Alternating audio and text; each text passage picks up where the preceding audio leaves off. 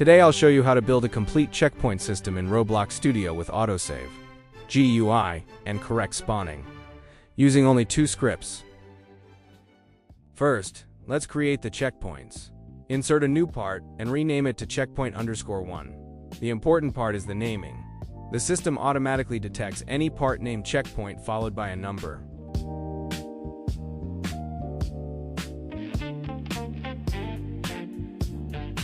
Remember to anchor all of the parts and turn off Cancelide.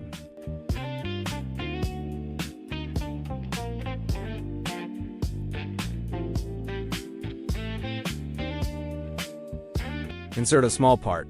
This part controls exactly where and which direction the player respawns. Just rotate this part to control the facing direction. Rename the part spawn. Do the same thing with this part. Anchor on and Cancelide off, but make this part's transparency to 1.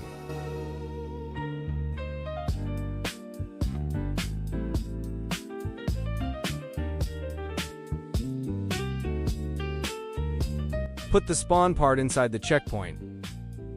You can customize the parts however you want, but it's important that each checkpoint is named in the correct numerical order, like checkpoint_1, checkpoint_2, and so on. Go to Server Script Service, then choose Script, and paste the full script in the description below.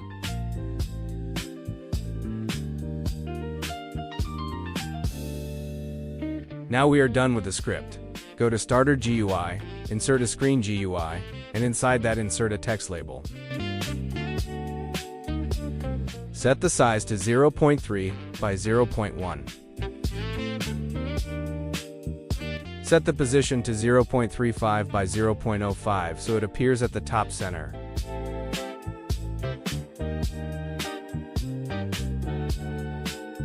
Set background transparency to 0.3.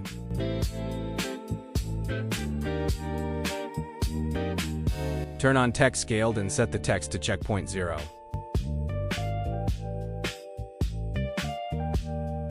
Inside the text label, insert a local script. When the checkpoint value changes, the text updates instantly on the player's screen.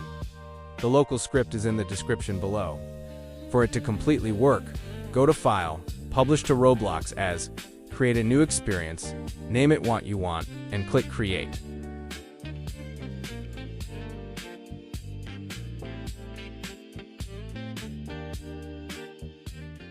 DataStore doesn't work in Studio if the API service is off.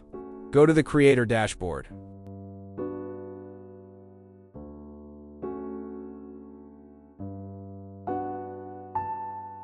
Open your experience settings and enable Studio access to API services. Without this setting enabled, DataStore will not function during testing.